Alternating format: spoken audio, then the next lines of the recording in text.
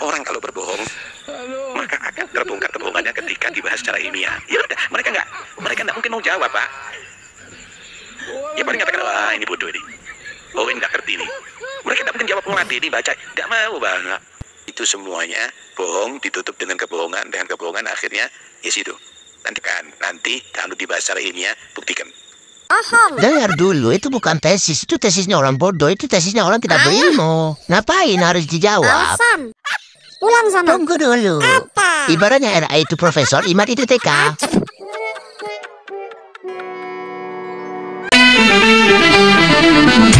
Assalamualaikum warahmatullahi wabarakatuh. Kembali lagi di channel AA DJ. Oke teman-teman ya, sejauh ini kalau kita melihat perkembangan polemik nasab ini masih terus diperbincangkan ya. Di beberapa grup-grup WhatsApp itu terus terjadi perdebatan, terutama grup WhatsApp yang di situ ada orang yang kontra ya. Artinya tidak setuju dengan tesis Kiai Imad. Nah, cuman yang diperbincangkan sekarang ini sudah bukan tesis Kiai Imad terkait bantahan-bantahannya, tetapi efek dari tesis Kiai Imad itu sendiri. Karena apa? Karena kalau kita lihat dari kajian Kiai Imad itu sejauh ini pun Robito Alawiyah masih tetap bersikap seakan-akan diam, tidak mengeluarkan kajian-kajian resmi terkait bantahan-bantahan atas kajian Kiai Imad. Tetapi di sisi lain mereka bergerilya di lapangan mencari para pembela-pembelanya, terutama pembela-pembela yang datangnya dari para ustadz, para asatid, para kiai yang masih ingin membela nasab mereka dari sisi kajian. Ya masih ada dan itu menjadi andalan para kabib-kabib Alawi. Terutama ini andalan Robito Alawiyah ya.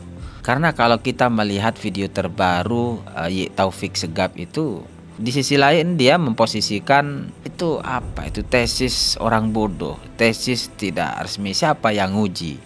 Tesisnya orang yang tidak berilmu. Ini ilmiah, ini bukan ilmiah ini namanya.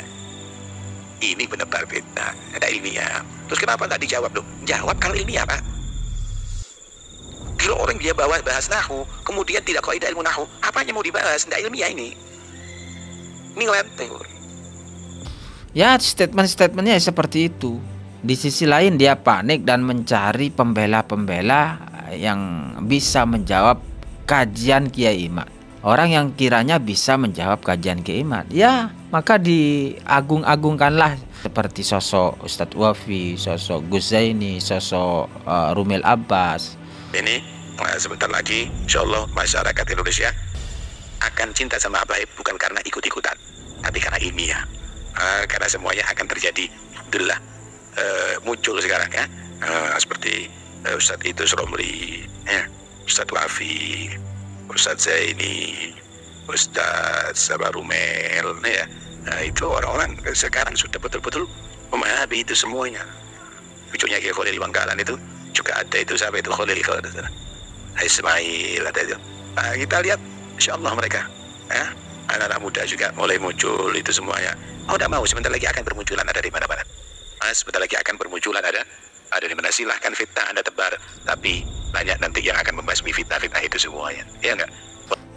Atau ada ustadz-ustadz yang lain lah, yang mana mereka ya tetap kajian-kajian dan bantahannya ya kembali pada para ulama yang sudah mengisbat nasab Alawi. Dan rata-rata ulama yang mengisbat nasab Alawi itu ya di abad-abad setelah Habib Ali Asyakron mengisbat nasab Alawi. Tetapi dari sisi kajian Kiai Imad itu mereka tidak menyentuh sama sekali terkait kitab-kitab nasab dari abad ke abad yang nyata-nyatanya memang tidak ada ulama nasab yang mengisbat nasab Alawi di abad-abad setelah abad ke-4 sampai ke abad ke-8. Tidak ada.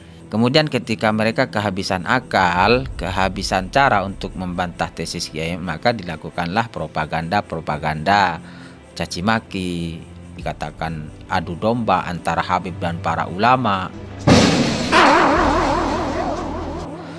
Ini cara-cara licik semua sebetulnya kawan. Maka cara-cara seperti ini pun berefek juga terhadap para muhibbin yang sekarang masih mempercayai mempercayai nasab mereka itu sahih dengan bantahan-bantahan tadi. Maka terjadilah perbincangan-perbincangan yang lucu di beberapa grup WhatsApp itu ya. Oke, saya putarkan ya. Dan ini perlu kita dengarkan karena jawaban dari salah satu Trah Wali Songo ini sangat mencerdaskan, Mereka itu sekali. diundang untuk debat terbuka, kawan. Untuk sekaligus diakhiri dengan tes DNA terbuka dimanapun tempatnya. Tapi apa yang terjadi sampai sekarang tidak ada tanggapan dari mereka itu. Taufik segap itu. Taufik pesuruhan gitu, kawan. Jadi mereka gitu, itu memang kawan. sengaja tidak memfinalkan. Seandainya mereka mau, tapi ketahuan, konsekuensinya ketahuan bahwa bukan Durriyah. Gitu. Mantan cucu Nabi. Gimana mau final kalau mereka gengsi untuk mengakui? Tapi yang jelas kajian ini sudah final, kawan. Karena tidak ada satupun yang membantah, yang mempunyai bantahan dari kitab lain yang diakui oleh ahli nasab. Gitu, ngos itu ngos jongo sama tahu situ. Jelas itu dia. Najia menurut Nabi Najia hak-hak mereka. Intinya fa illam ta'dilu fa wahidatan cukup. Haji intinya, kawan. Dah ya. Menurusan Habib tadi landasan lah, landasannya cuman dayru, landasannya dayru. Kalau tidak cinta habaib akan kualat manco. Sejak Ahmad Mudarris saya TikTok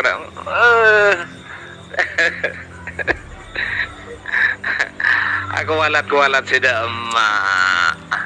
Tuh kah saya atau karan mulai lembab ben Bibi Habib jadi saling pestok ben saya dari ruang Saling laknat ya. ya cekeket mun perlu ben saya ada ya sering dari dulu saya, kawan, beli situ pun setia. Ini dengarkan para muhibbin. Saya uang pun mereka itu dari dulu. Kenapa abuang? Kami itu selalu dicaci maki oleh mereka tapi kami diam. Gitu. Karena apa? Dulu kami itu masih senyap, tidak membuka aib-aib mereka kalau mereka itu palsu. Tapi akhirnya karena mereka sudah keterlaluan, karena kesabaran manusia terbatas, kami itu hanya bisa niru akhlak leluhur, namun tidak bisa untuk persis yang jelas. Siapapun pada zaman ini tak bisa untuk persis. Daya. Tapi yang jelas tidak pernah Rasulullah dan leluhur-leluhur itu mengajari untuk mencaci maki pada orang lain. Betul. Kiai anjing, kiai babi. Aduh. Jangan normal. Habib Ja'far Al-Tosroa. Coba bere. Mara to karben koro saben. WA, telepon ben saya cek ketemuan di Sorfojit anda dia empal cer ke ben saya aja. Ndak iya rupa. Cek ketemuan ben saya Sorfojit anda dia itu. Saya dari Sumeneb. Enti dari Jawa Barat. Ayo kita ketemu. Ini ben saya itu Pak oleh Pak Arif Mariana Tokar ben saya itu langsung kerangkeng itu. Andi kasus ngucap Ma'ruf Amin babi. Langsung Pak. Ya roh kawan. Tadi situ partai jaga orang-orang kata itu cek mula. Pada sama saja ya. Ini salah satu Trah Wali Songo ya. Beliau sangat merasakan sekali bagaimana perseteruan para Dzurriyyah Wali Songo itu dengan para kabib-kabib Ba'alawi itu sebetulnya jauh sebelum ada tesis Kiai Imad. Namun mereka ya senyap, dan mereka memahami tentang kebobrokan Habib-Habib Ba'alawi itu mereka sudah paham sebetulnya, tapi mereka tidak mengangkat tersebut karena memang tidak ada momentumnya. Lah mungkin dengan tesis Kiai Imad ini akhirnya menemukan momentum dan meledaklah seperti sekarang ini.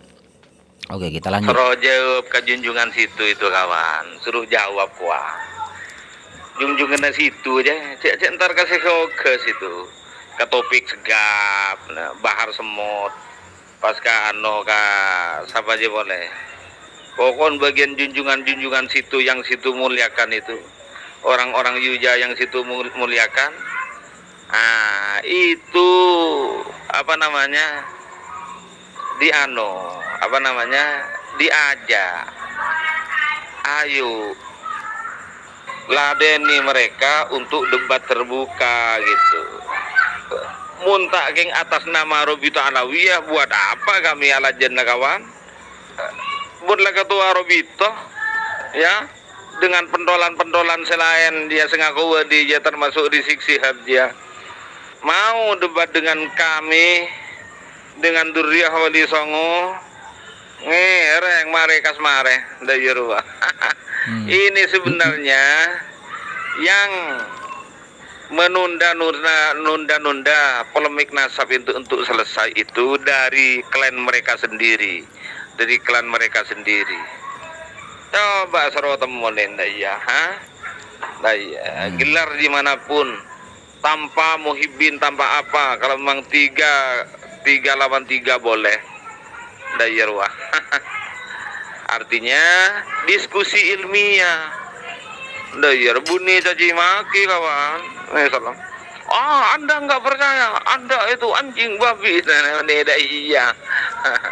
Daya ruah. Artinya diskusi ilmiah. Kami itu hanya minta mereka untuk diskusi ilmiah saja, bukan mau akeket gitu loh. Itu jangan memframing umat dengan adu domba. Ya itu si itu Iman dan kawan-kawan itu mengadu domba kami dengan pribumi loh. Yang mengadu domba mana sih diadu domba siatu umbi. Aduh, kami tidak mengatakan fitnah kawan, kecuali hal-hal yang memang nyata gitu. Situ muntah ikut masalah nasab, jangan pernah berstatus tentang nasab begitu. Ya bagaimanapun kita kalau family itu di framing buruk, di framing negatif, ya kami pasti gak terima lah. Gitu. Durriyah Wali Songo ini keluarga besar kawan. Ya. Anda itu berstatus Kiai Imad dengan bahasa-bahasa seperti tadi malam itu sangat tidak pantas Anda itu.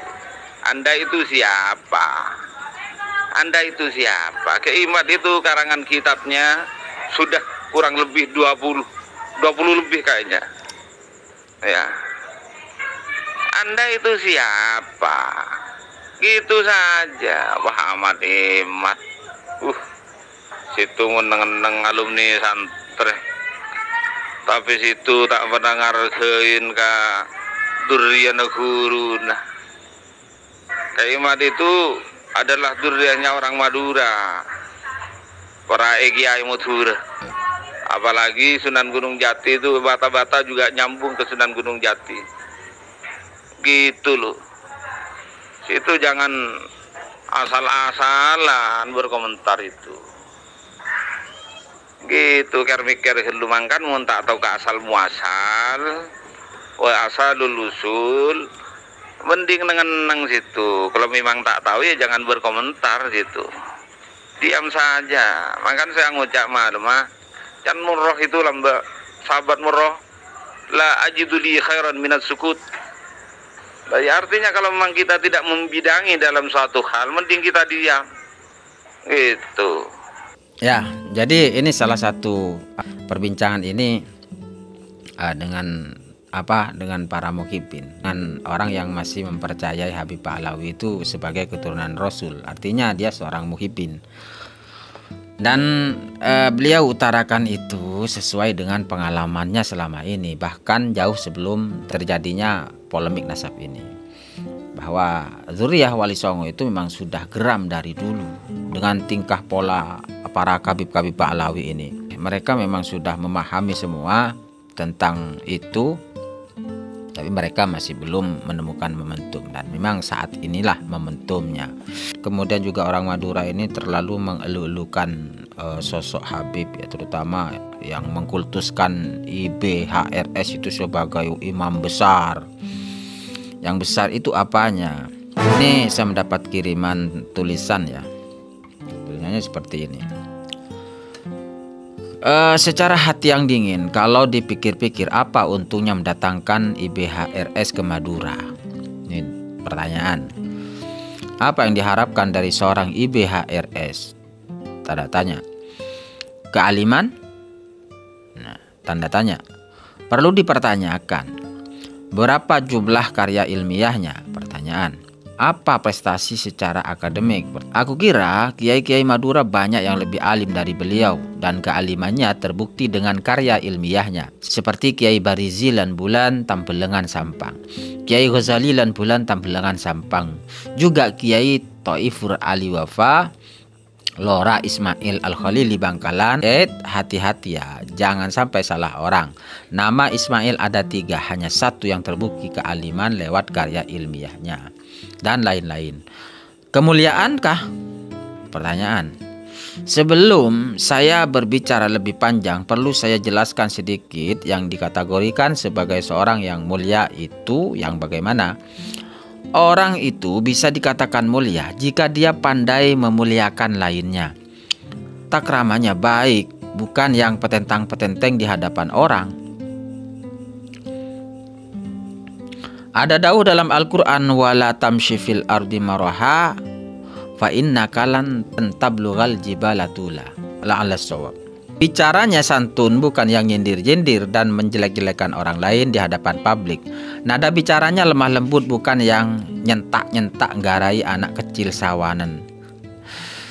Bicaranya jujur, bukan yang suka memfitnah orang lain dan ngawur. Selanjutnya, apakah beliau itu memenuhi syarat bisa dikatakan sebagai orang yang mulia seperti yang saya jelaskan di atas? Anda semua bisa menilainya sendiri. Berdasarkan kesolehannya? Tanda tanya. Ntar dulu. Walau secara langsung saya tidak pernah tahu amaliah beliau kesehariannya bagaimana, tapi dari yang kami tahu via sosmed bisa diprediksi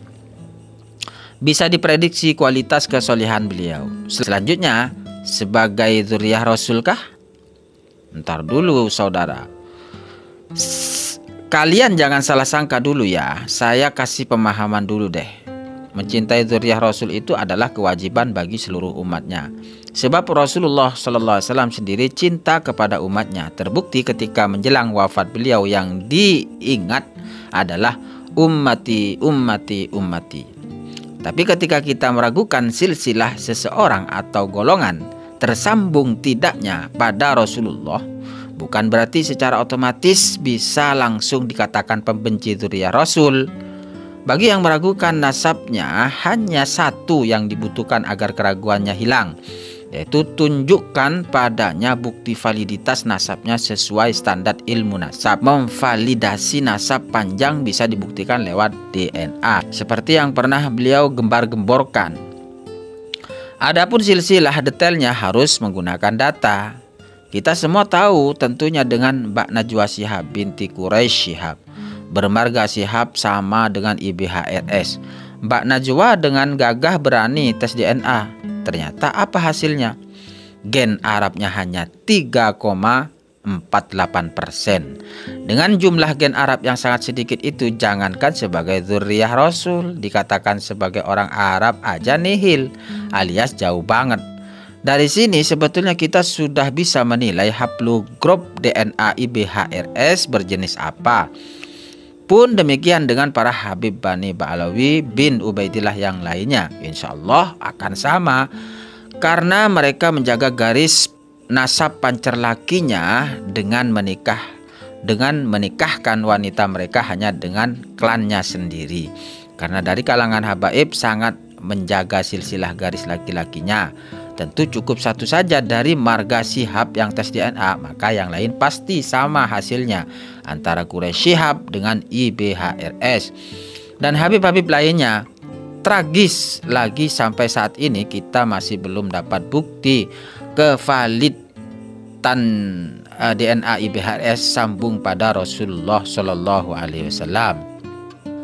Seperti para sahabat lainnya yang sudah tes DNA, padahal 1 tahun lebih beliau mensosialisasikan. Apa karena nggak sesuai harapan sehingga tidak dipublikasikan? Entahlah. Selanjutnya tentang ucapan beliau, seperti yang kita tahu ada sebuah ucapan, lihatlah apa yang diucapkan, bukan siapa yang mengucapkan. Berdasarkan dakwah ini sebetulnya mengajak kita agar berpikir cerdas. Saya tidak menghalangi siapapun untuk menghadiri pengajian siapapun, cuman harus diteliti dengan seksama apa yang disampaikan penceramahnya yang baik dan sesuai dengan kriteria kita ambil, yang tidak sesuai ya kita abaikan. Lebih baik di setiap perkataannya yang menurut dia adalah sebuah kalimat ajakan jihad. Lebih-lebih di setiap perkataannya yang menurut dia adalah sebuah kalimat ajakan jihad. Harus kita seleksi terlebih dahulu. Maunya agar mati syahid, nggak taunya malah nanti mati sangit dong. Ingat ya saudara, sekarang udah zaman merdeka. Jadi jihadnya bukan mengangkat senjata. Boleh mengangkat senjata, tapi lihat dulu siapa musuhnya. Entar kita malah perang dengan saudara sesama pribumi. Apalagi sesama saudaranya yang insyaallah menurut penelitian saya, semua orang asli Madura di atas pasti ada yang satu datu. Kalau ini sampai terjadi, bukankah kita semua jadi korban adu domba? Naudzubillah. Ayolah para tretan, sebetulnya kita sendiri udah punya ladang jihad, yaitu mencari nafkah untuk kelayakan perekonomian keluarga. Itu adalah jihad yang sesungguhnya. Jangan sampai kita melakukan jihad sunnah tapi kita meninggalkan jihad wajib kita. Nah, ini penting kawan ya. Jihad wajib. Jihad-jihad yang lain itu sunnah, jadi jihad wajib jangan sampai kita tinggalkan. Lagian dikategorikan sebaik-baiknya manusia itu bukan hanya yang mengangkat senjata untuk berjihad, melainkan ialah yang berikan manfaat pada orang lain. Semakin banyak dan luas kita memberi manfaat, tentunya kualitas seorang semakin baik. Khairin nas anfa'uhum linnas. Semoga menginspirasi. Nah, seperti itu ya. Assalamualaikum warahmatullahi wabarakatuh.